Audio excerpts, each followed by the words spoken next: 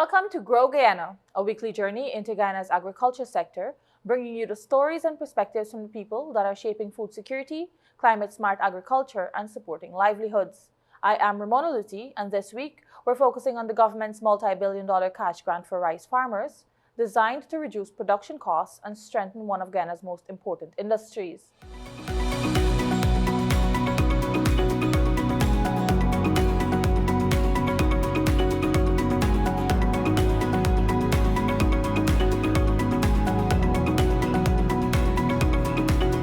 We'll also bring you the latest on the Black Belly Sheep program, spotlight farmers receiving cassava support in South Pakaraimas, see how cage aquaculture is transforming a Region 2 community, highlight a school's first hydroponic harvest, and as always, end with the weather outlook for the week ahead. The government has begun distributing a $3 billion cash grant to rice farmers across the country, following an announcement by President Dr. Mohamed Irfan Ali. The initiative is expected to provide much-needed financial relief to thousands of farmers as they continue to invest in production. When we launch here across this country, we will be supporting rice farmers with almost $2.8 billion of direct cash transfer.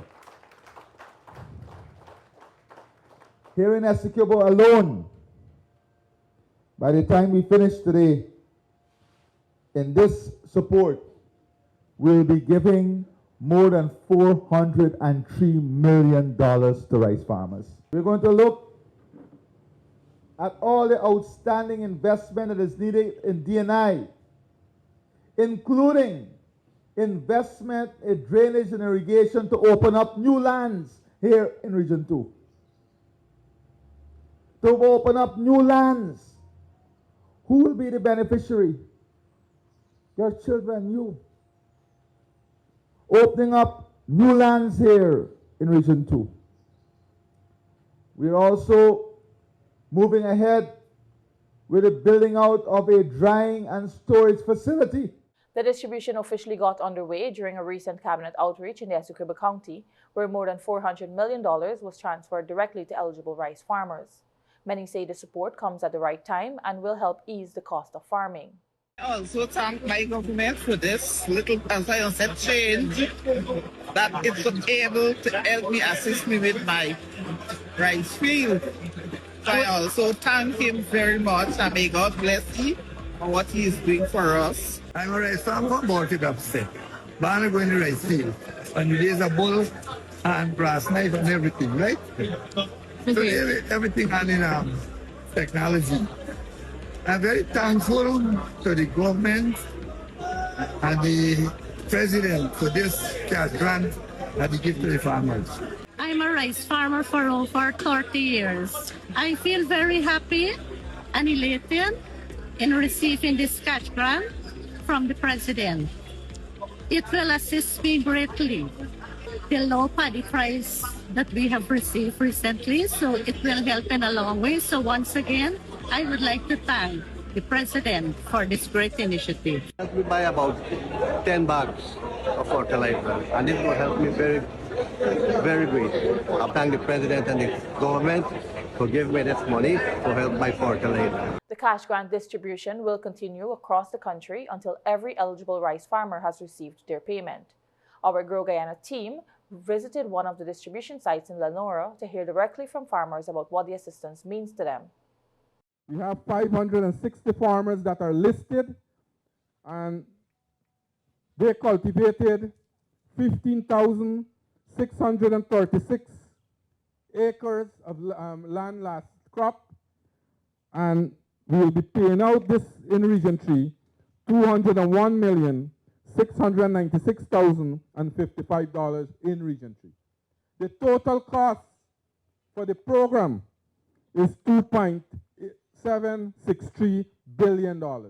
That is direct cash to you, the farmers, direct cash paying into you, so you can utilize it. In the coming months, in Region 3, you'll see a massive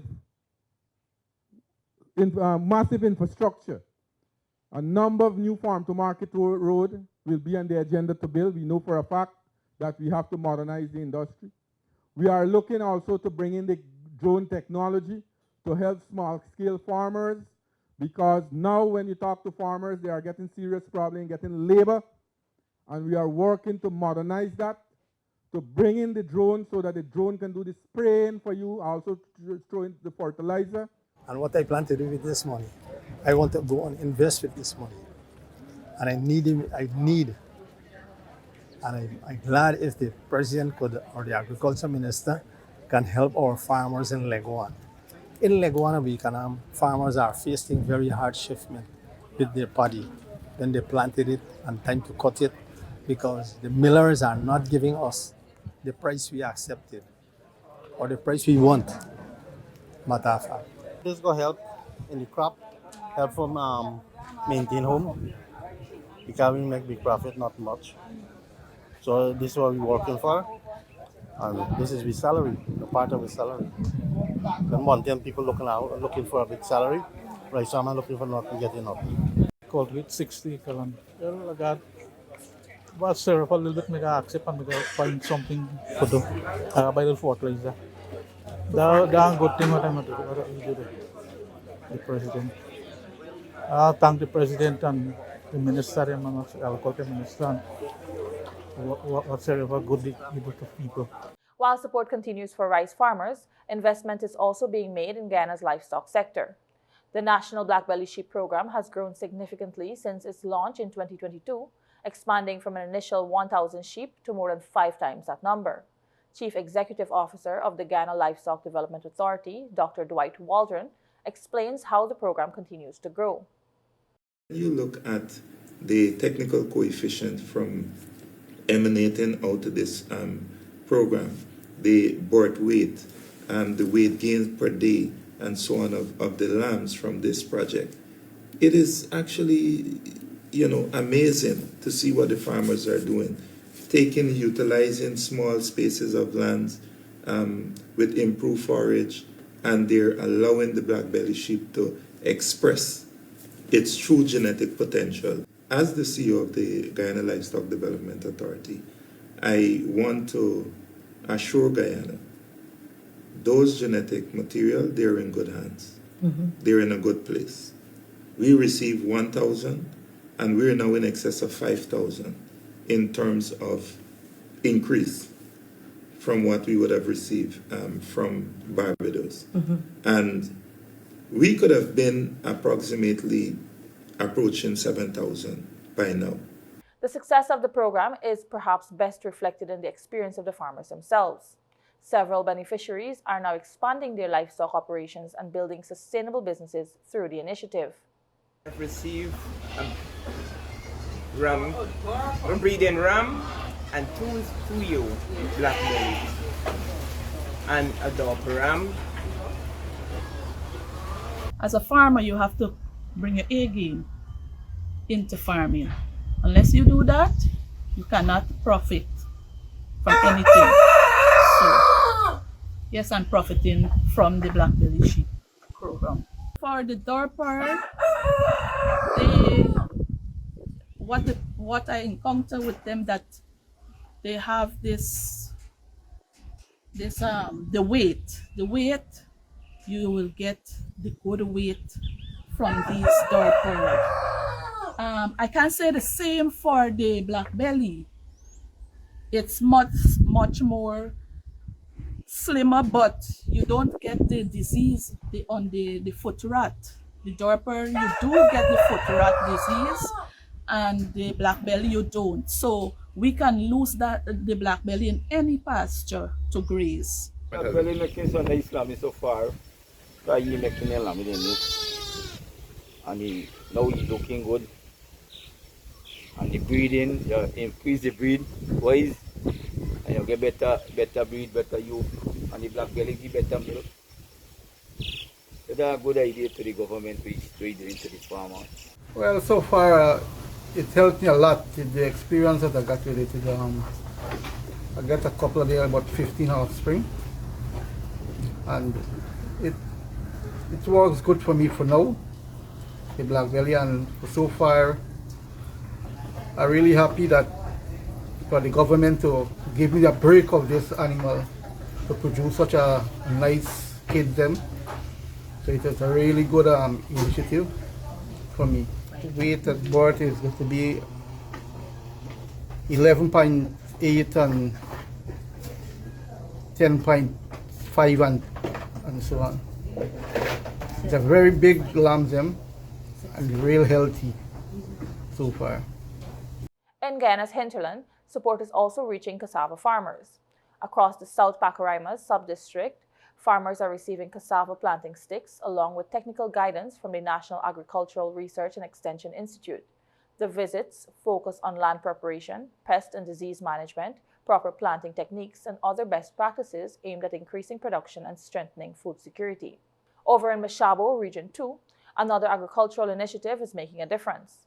The community's cage aquaculture project is helping to increase fish production while creating new opportunities for residents. Tashao Gidel Abrams tells us more. Through the Ministry of Agriculture, that you will see that Mashabo will get this Tamaki project within our village. We are so fortunate to see that fulfill this promise. So right now, the project is on stream. We have 3 cages that have our Tamaki right now. One of the cages we are doing harvesting right now. Yeah, since we start doing harvesting of the Tamaki, we almost earn like over 1 point something million. And which is a good initiative. Agriculture is also inspiring the next generation. Barbies High School has celebrated its first hydroponic harvest using a deep water culture system. The project, supported by NAREI, is giving students valuable hands-on experience in climate-smart farming while strengthening their school-based assessment projects.